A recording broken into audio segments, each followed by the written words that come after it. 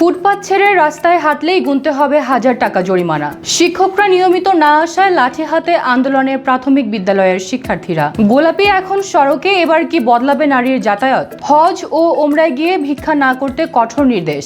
বরের প্লেটে আস্ত খাসি না দেওয়ায় বিয়ে না করেই চলে গেলেন প্রবাসী বর। দুই স্ত্রীর হাতাহাতিতে অজ্ঞান মিশরের কোচ। আমি তিশা, আপনারা দেখছেন টাইমস ফ্ল্যাশ।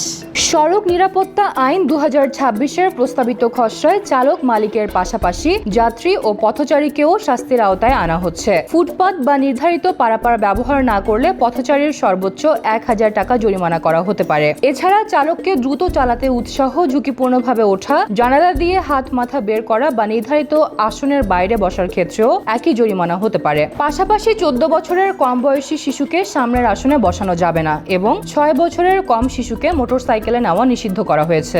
শিক্ষকরা নিয়মিত বিদ্যালয়ে না আসায় লাঠি হাতে আন্দোলন করেছে প্রাথমিক বিদ্যালয়ের শিশু শিক্ষার্থীরা। সকালে স্কুলে গিয়ে সব কক্ষ বন্ধ পেয়ে শ্রেণীকক্ষের সামনে অবস্থান নেন ক্ষুধে শিক্ষার্থীরা। এ সময় তারা জানান 5 শিক্ষকই নিয়মিত আসেন না, ফলে সময় মতো ও সঠিকভাবে পাঠদান হয় না। আন্দোলনের খবর পেয়ে স্থানীয়রা শিক্ষার্থীদের শান্ত করেন। এ ঘটনায় কুড়িগ্রামের খেয়ার আলগারচর সরকারি প্রাথমিক বিদ্যালয়ের প্রধান শিক্ষক ইশরাত জাহানের সঙ্গে ফোনে যোগাযোগের চেষ্টা করেও সাড়া পাওয়া যায়নি। তবে বিষয়টি নজরে এসেছে বলে জানান জেলা শিক্ষা কর্মকর্তা স্বপন কুমার সরকার। শিক্ষকরা কেন অনুপস্থিত ছিলেন তা খতিয়ে দেখে প্রয়োজনীয় ব্যবস্থা নেওয়ার আশ্বাস দেন তিনি। ঢাকার সড়কে নারীদের জন্য নেমেছে গোলাপি বাস। বিআরটিসির উদ্যোগে এসব বাসে নারী চালক ও কন্ডাক্টর থাকবেন। তবে এমন সেবা নতুন নয়। 1998 সালে পরীক্ষামূলক মহিলা বাস চালু হয়েছিল। এরপর 2001 সালে সম্প্রসারণের পর তা বন্ধ হয়ে যায়। 2009 সালে পুনরুজ্জীবনের উদ্যোগ এবং 2018 সালে বেসরকারি দোলনচাপা নামে 4টি বাস চালু হলেও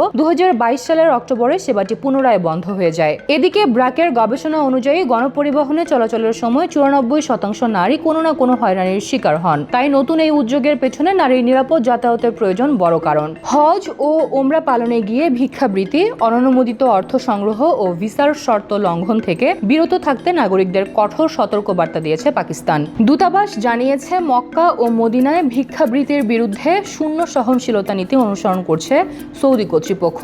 এর আগে পাকিস্তানি নাগরিকদের একটি বড় অংশ ভিক্ষাবৃত্তিতে জড়িয়ে পড়ায় সৌদি মন্ত্রণালয় বারবার সতর্ক করেছিল। এর মধ্যে চক্রের বিরুদ্ধে ব্যবস্থা নিতে হাজারো ব্যক্তিকে দেশত্যাগে নিষেধাজ্ঞায় রাখা হয়েছে। এছাড়া নিয়ম ভাঙলে গ্রেপ্তার ও বহিষ্কারের মুখে পড়তে পারে বলে জানিয়েছে দূতাবাস। বরের প্লেটে আস্ত খাসি না দেওয়ায় বিয়ে না করে চলে গেলেন জাপান প্রবাসী বর। বিয়ের সব আয়োজন ও অতিথি আপ্যায়ন শেষে বরপক্ষের জন্য খত পরিবেশন করা না হলে সেখানে আস্ত খাসি না থাকায় আপত্তি জানিয়ে বিয়ে না করার সিদ্ধান্ত নেন পাত্র জুনায়েদ। ব্রাহ্মণবাড়িয়ার আখাউড়ার তোলাতালা গ্রামে এই ঘটনা ঘটে। কসবার নিয়ামতপুরের আব্দুল জলিলের ছেলে জুনায়েদ কনের বাড়িতে পৌঁছানোর পর ফুল দিয়ে বরণ করা নিয়েও অসন্তোষ প্রকাশ করেন। কনের বাবা শফিক মিয়া ও স্থানীয় ইউপি সদস্য আশিক মিয়া সহ আত্মীয় স্বজনরা বহু চেষ্টা করেও তাকে বোঝাতে ব্যর্থ হন। অস্বাভাবিক আচরণে ক্ষুব্ধ স্থানীয়রা ঘটনাটিকে অত্যন্ত দুঃখজনক বলে মন্তব্য করেছেন।